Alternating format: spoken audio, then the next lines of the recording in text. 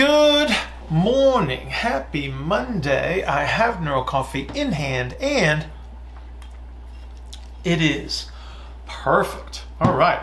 Man, coming off a solid weekend. Great conversation with the intensive group over the weekend.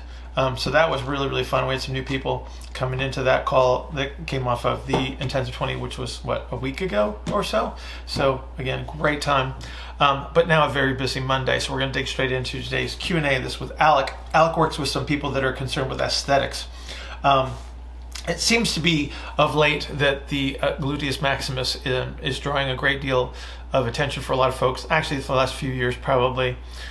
Whatever is deemed socially desirable seems to be the trend in fitness. And so we have to be concerned as to exercise selection when we're talking about glute development. And we're talking about a very specific area of the glutes in this conversation, which is that lower part.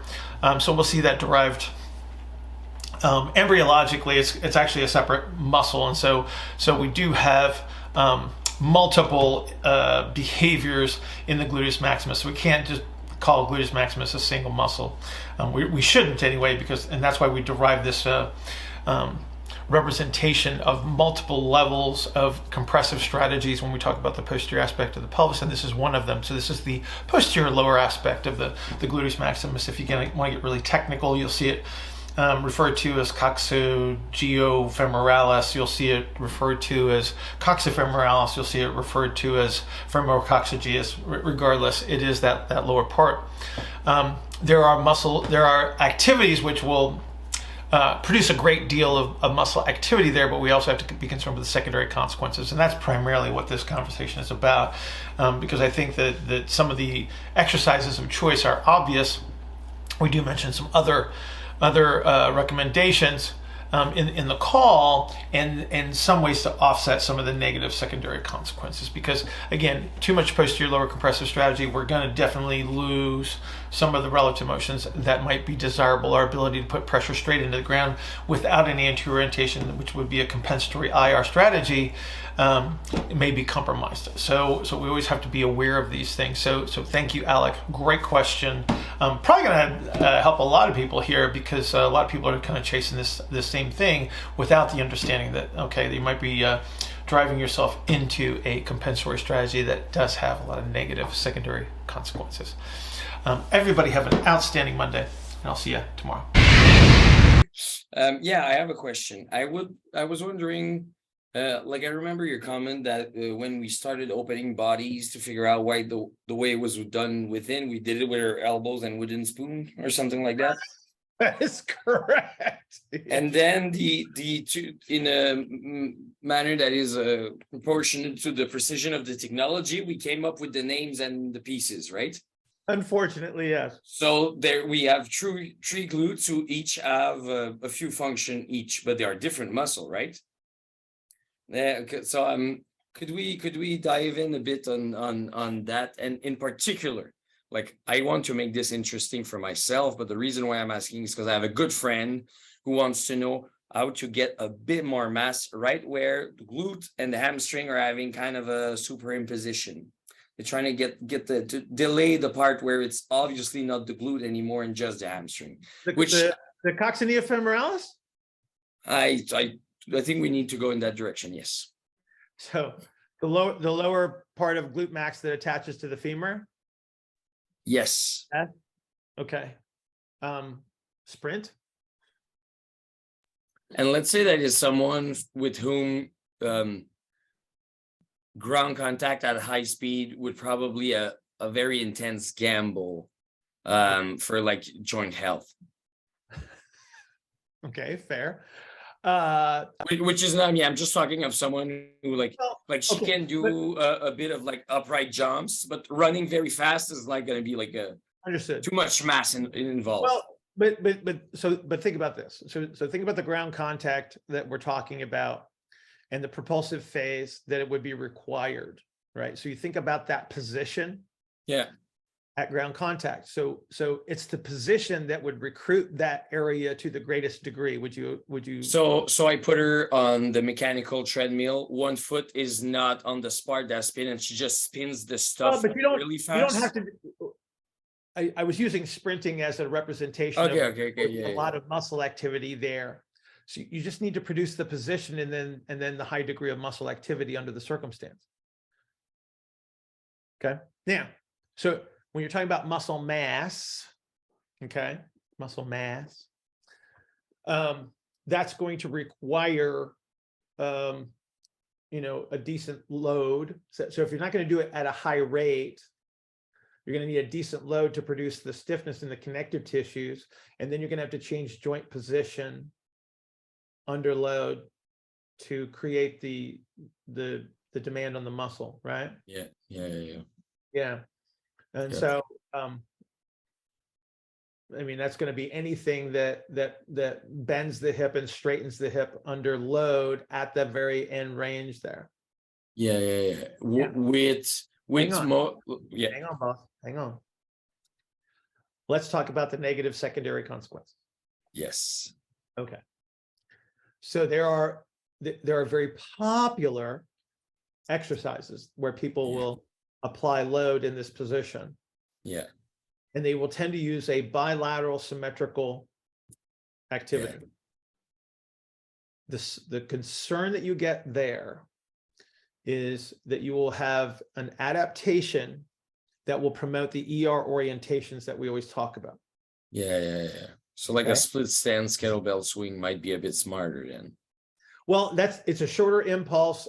You're still getting some degree of the behaviors that you need. My point is that when you're using a bilateral symmetrical activity, you run the risk of creating a limitation in movement options. Yeah. Because you're going to drive somebody into this is a late representation of ER that you're finishing in. Mm-hmm. And so that's the concern. So you're going to take away the capacity to absorb energy, which you need to distribute the early representations in all activities. Yeah. Right. And so there's a higher degree of anterior orientation that's going to take place. Mm-hmm. And there's a higher degree of proximal hip adaptation that's going to twist that hip into an ER representation. Okay. It's going to take you away from midline. So you're going to lose midline. Mm-hmm. The only way that you're going to recapture midline is with an anterior orientation. So again, it's like people are looking at the desired consequence, which is the muscle mass development, without the requisite concern over the negative secondary consequences. Yeah, everybody wants to build a cake. No one wants to do the dishes. Yeah. Okay.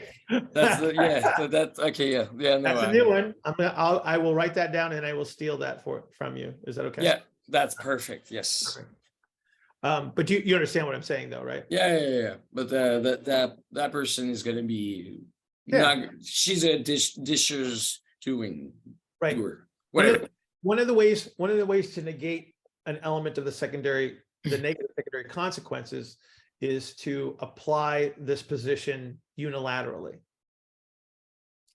That's how you can overcome an element of this. Okay. Yeah. Because on one side you'll have overcoming connective tissue. You have to have the stiffer representation of connective tissues, otherwise you don't build muscle mass. And then the other side will have the yielding representation. Okay. And so that's, like I said, that's how you're going to negate some of this. Yeah. But you still need to monitor for the loss of movement options. Yeah. Okay. Right. Okay. Good. Good morning. Happy Tuesday. I have Neuro Coffee in hand and it is perfect. All right. Man, we are flying through the day already. Got to dig into today's Q&A. This is with Vincent. This is a great little video. So it's not a real long one. It's about 5 minutes long. But man, we covered some ground in this one because Vincent asked a great question. We use the swimmer as a context, but there's a lot of great stuff on lower cervical mechanics, the influence of shoulder position, neck position, head position associated with that. Influences of shoulder impingement, and even threw in a little bit of treatment stuff in there near the end. So this is going to be a really useful video for anybody that any athlete that does a lot of turning. So we could look at this as throwers, golfers, tennis players, swimmers, etc. You're going to find something useful here for all of that. So Vincent, outstanding question. Thank you so much for participating in the Coffee and Coaches conference call, which, as a reminder, 6 a.m. every Thursday morning, 6 a.m. Eastern time for those of you outside of that time zone. So grab some coffee, please join us, no matter what time it is, wherever you are. So some people show up and it's like in the wee hours of the morning or late at night. So again, please join us for those calls. Everybody have an outstanding Tuesday, and I will see you tomorrow. I'm reading a question from Vincent. So if a swimmer is ER bias, and the moment when things overlap, as discussing lack of IR access will lead to low back as a principal rotational mechanism, chances are, Vincent, they're going to lose the ability to turn. Because what's going to happen is you're going to get an orientation of the spine. So as the spine orients, the segments of the spine sort of join together as one. And so then you lose rotation. So think about taking a spine into a maximum IR where you have the most overlap of the zygapophyseal joints in the lumbar spine. So there's very little rotation to begin with, and now lock that together in one piece. So you're going to lose the rotation. Does that make sense? Yeah, it does. Will you see that in the pool? Will you see that as a result of, is there a combined rotation with the arm as well as the leg, like when you're in walking? Yeah, So when yeah. So, okay. So what's going to happen is, so think about this. They're going to lose the ability to internally rotate. So where are you a swim coach? No, I take care of all the university students near me, like all of them, swim team, everything. Awesome. I think where you're going to see it the most is you're going to see it with if you watch them swim, watch the entry, like in freestyle, watch the entry of the hand into the water, and then relative to their head turn as they take a breath. Okay. So if you see heavy thumb down, they're doing everything through the shoulder. So what they're doing is they're orienting. So they take their breath here. Okay. And then they'll end up driving their face into the water faster because they got to do this to get the arm into position for the water entry. So because they don't have a turn, so they have to actually elevate the scapula, push the spine forward. Their face goes deeper into the water. Like you watch the water going over their head, they're actually too deep. Okay. Okay. So if you compare, like if you take two swimmers, if you can find them, take one with a strong compensatory elevation as they swim, watch them, like literally watch their head and shoulder position in the water relative to each other. One's going to sit more on top of the water and one is going to be under. Like they literally have to push their head into the water harder to get their hand in the overhead position because they don't have that position at all. Okay, so you're back to the chessboard and you got to clean up everything from top to bottom. So lower cervical rotation towards the shoulder that you're measuring becomes really important. So that like getting into a space by tradition would be like 120 degrees of shoulder flexion. Okay, that's their ER space to get their arm into that position without the compensation. Right. So they reach back, they get their airspace, right? But then as they bring their arm up, they get jammed into the water faster. Okay. So this is somebody when they're in the strength room, no bar on the back, no extension, maybe front. Yeah.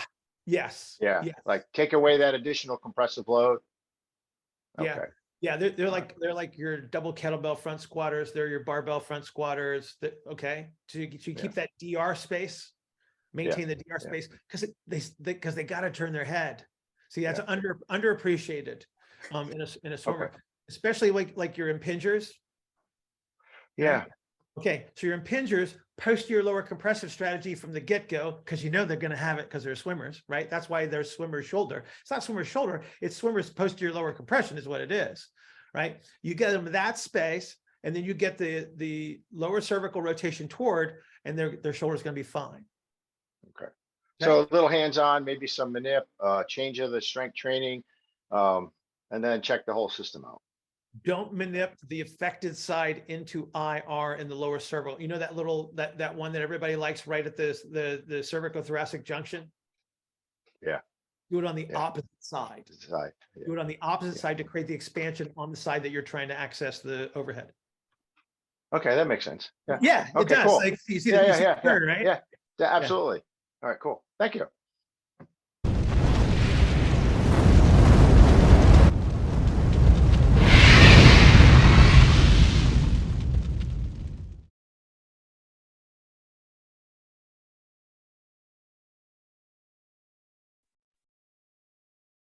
Good morning. Happy Thursday. I have Neuro Coffee in hand, and it is perfect. What's up, Bill? Greeting. I have a question. Have you, when you do like a ramp squat, to try to get somebody A what squat? Sorry. like a squat on a ramp? Oh, okay. Yeah. Do you do you try like, because I'm trying to hit a home run with some of the athletes that I work with, because Understood. what happens is they're pushed forward, but they also have a shift. Yep. So, for example, the athlete that I posted in the group, I was able to get a lot of A to P expansion. Yeah, that was awesome. That was a great change. Very Yeah, impressive. it was nuts. It was nuts. But he's a narrow ISA, and he had a really big drop in the left glute in his squat. So he was shifting to the left, and as he went down. So, I was able to get it done without the ramp. What I did is, so he's a left, his left foot is back when he jerks. So he had a lot of overcoming action going on there. Okay. So Yep. I switched his legs, and then I did like a kettlebell press on with the right arm to kind of push him into that. Yep. side. No, I love it. And I got a huge change out of it. But one of the things I didn't have time to do, but I was wondering, have you ever tried combining the ramp with the foot sequence, the sequence of the contacts? Sure. Because when I switched his legs, I tried to combine that as well, knowing that I have a smaller space in the back foot. Yep. Everything that you did, depending on what order of operations you took, you basically created that sequence, right? So good decisions all around. Flip flopping his feet. You immediately changed. You immediately gave him the opportunity to capture the early representation on the left side. Awesome. Got to have that, because now he's got that internal rotation. Because what you were looking at, so in his squat, what you were looking at was the IR substitution, which makes it look like he's going to the left. Right. Okay. So he was ER'd to a greater degree in the left hip to orient, and then he was IRing through the thorax and the pelvis to get the ground contact, right? And so brilliant strategy, flip flop his feet early right there, take the late representation on the right side, turn him harder into the early representation. So he's going to start to, you're either going to move him, you probably moved him more right to left than anything else, depending on where his feet were. But no, he's like, you're doing everything the right way. If you put him on the ramp, step one, you've immediately captured some representation of moving his center of gravity inside of the base of support to a much more ideal situation, assuming you've got the foot contacts. So superimposing the sequencing of the foot contacts on the left side is probably going to give you another kick. If you need to. I'm trying to remember if he was wearing weightlifting shoes. I don't think he was he? He was. Okay. I can't remember. The shoes might be enough. I don't know. If you add more, the concern that you have when you add more is that you might lose the first med head, because you've already got an elevated heel in the shoe. If you elevate the heel further, you might pick up the first med head, especially when, like, in the sequence that we're talking here. So we're talking right foot contacts, left heel, left versus med head, the higher the heel goes, the harder it is to get that good contact. Okay. It's true. When you say push him right to left, I actually tried that as well. I tried to get it because he does have a lot of the way he lifts is he kind of does like a duck style, so there's a lot of posterior lower compression on that. Yeah. And so I tried using a lateral lunge on that, but that was a failure. Well, it's probably too wide. Okay, under the circumstance. That was this thing. His first stand, he did when I just said, hey, set up as if you're going to do a lateral lunge. It was like sumo stance. He was wide out there, and then he could not get drop the IR. Any foot contact. Yeah, like he would go down maybe, I don't know, a quarter of the way down, and then it would just break down after that. I was like, so here's the thing. Here's the thing that we want to make really clear. When you've got an arrow that is so far forward and to the right, when we talk about moving right to left, all you have to do is get the center of gravity to drop inside of the base of support. You don't have to push them, aggressively from right to left. I just got to move that center of gravity back inside of the base of support. So now they have a measure of control where it's inside of those foot contacts, right? So, and again, if he exaggerates his split, he's going to have to push back to the right because his stance is too wide, because he won't be able to drop the IR in. He's going to push himself out of that. He's actually going to use the same strategy that he's going to use when his left foot is back in the jerk, because the stance in the jerk is an ER'd position, right? And it's a wide stance. It looks like it goes front to back, but the pelvis is actually turned, and so it's in the same orientation when he's doing the split stand or the side split squat. So you just got to watch your stance width a little bit. I love the pressing idea a lot, because it's so simple. And again, depending on the orientation that you had him in, you most likely moved him in the appropriate direction, right? What you might need to do then is just bring him back a little bit on the left. But if you do the heels elevated squat, you may just do that automatically if you capture the foot cues. Yeah. So at first I tried the lateral lunge, and that wasn't going well. So then I went to that's when I did the flip flop of the feet and got the change.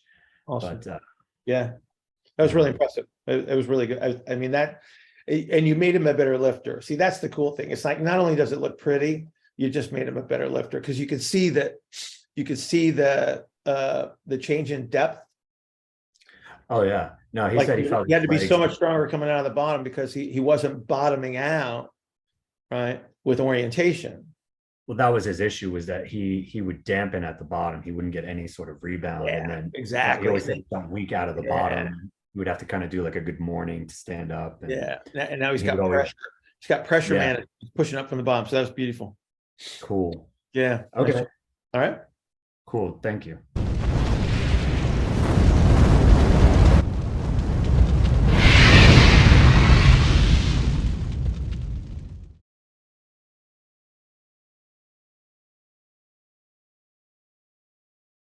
Good morning. Happy Friday. I have Neuro Coffee in hand, and it is perfect. All right.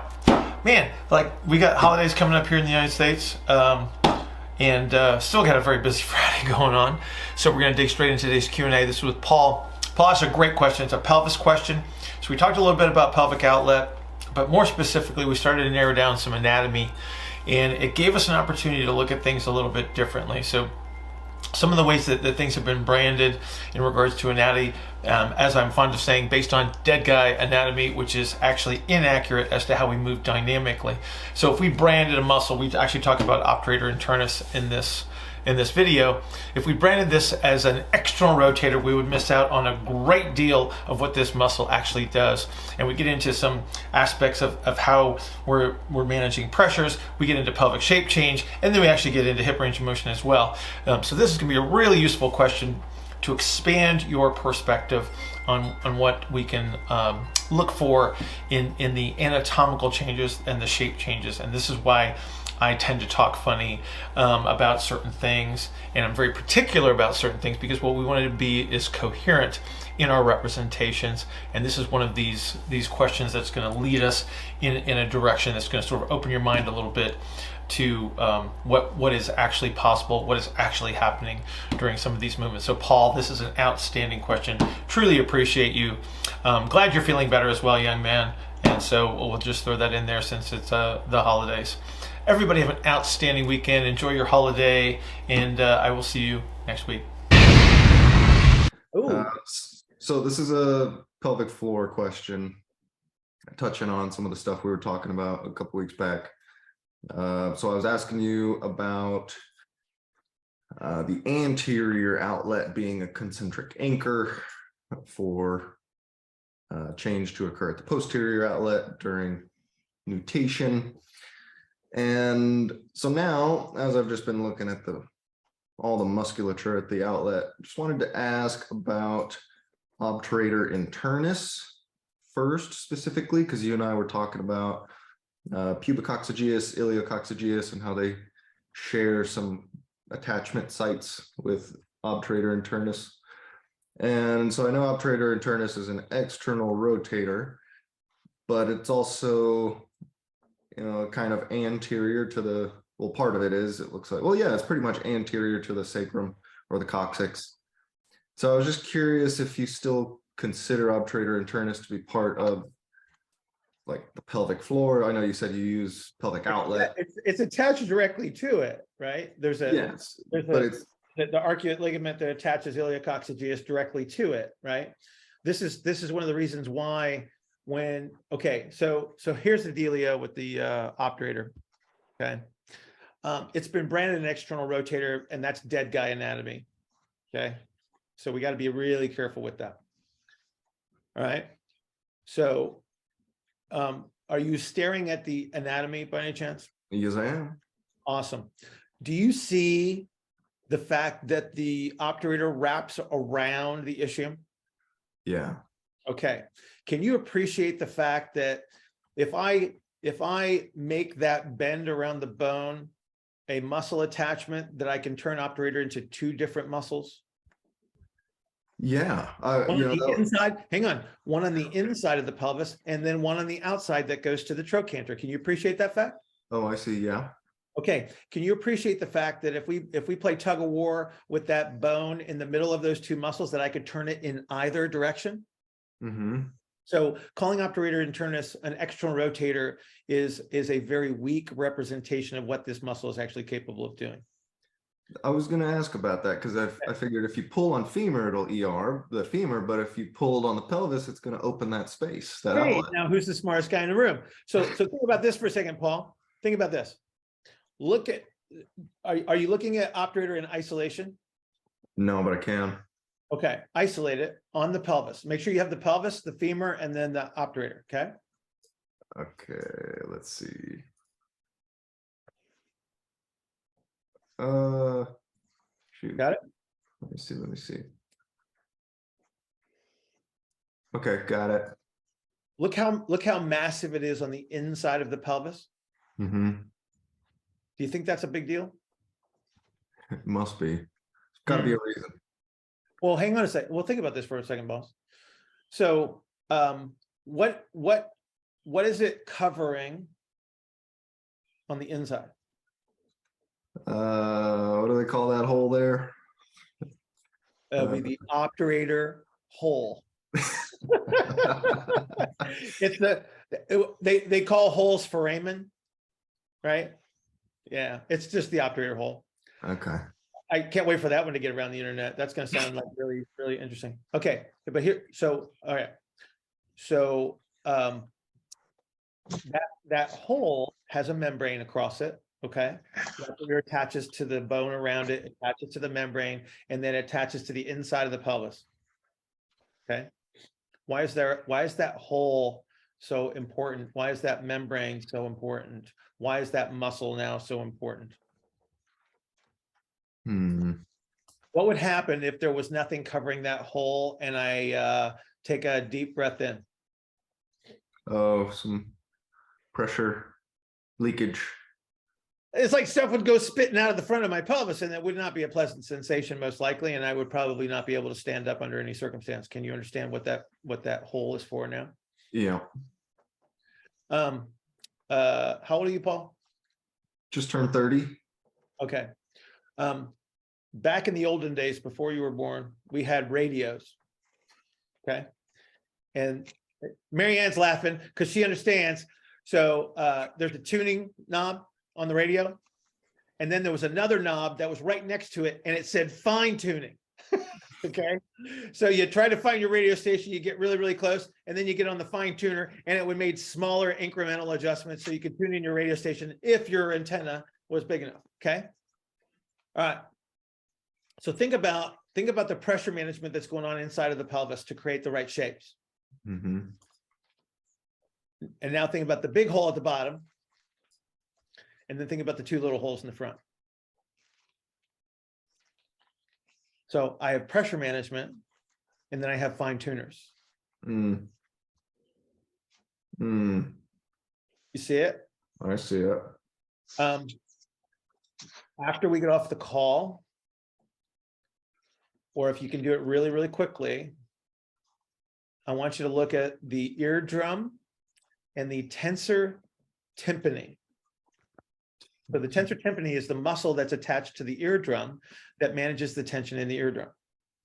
And I want you to see the orientation of that muscle. It just happens to take a 90-degree angle. It wraps around a bone at a 90-degree angle, and it manages the pressure inside your melon. Mm. Okay, I'm gonna look at that. Everything's the same, Paul. Fractals. Yes. Okay, so You see it? yeah, I'm gonna look at that one after. I'll Yeah. pull it up and look at it. in detail. You'll have your light bulb moment.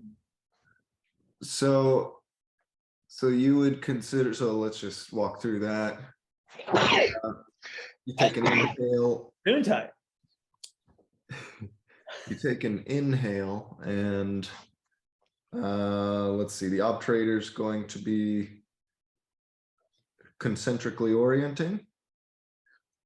At which point and what direction and what shape. So now you gotta look at this from the perspective of treat it like it's not one muscle, Paul. I guess the internal portion would be concentrically orienting to resist, or do you think? Yeah, I imagine, because you said it's like You're gonna have an ER. Hang on, boss. You're gonna have an ER representation being demonstrated under that circumstance. Okay. Okay. Okay. So think about the external portion of the obturator internus under that circumstance, and what direction the ischium would have to move, and then what direction the hip would have to move to create the ER representation on the inhalation. ER. So the pelvic outlet, the anterior pelvic outlet, has to be able to descend during an inhalation. Yeah. Okay. Do I want maximum tension in the anterior outlet under that circumstance? No. Ian says no. Ian says no. He's shaking his head. He said no. That would probably be most likely correct, right? And then as I exhale, that's more of a high pressure representation. So I would need more muscle activity in the anterior outlet, which means I need a stronger anchor for everything that's attached in the anterior outlet that's attached to the obturator under that circumstance. Okay. Can you see the seesaw effect? You said it would need an anchor as we exhaled. So you're saying that's when the internal portion would be more concentrically oriented? Inhale, exhale, inhale, exhale, inhale, exhale.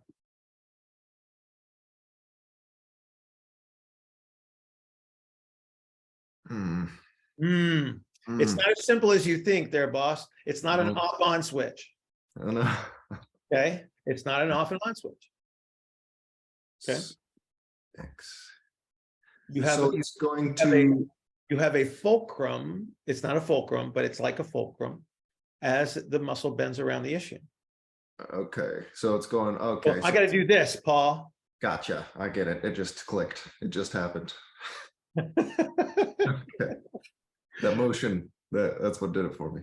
Yeah. So like ischium's right here in the middle, doing that. Okay. Nice. Okay. Get it? I get it. I see it. Okay. So it's not, yeah, it's kind of like in its own little unique place in the outlet compared to the other ones. Yes. Seems okay. Got it.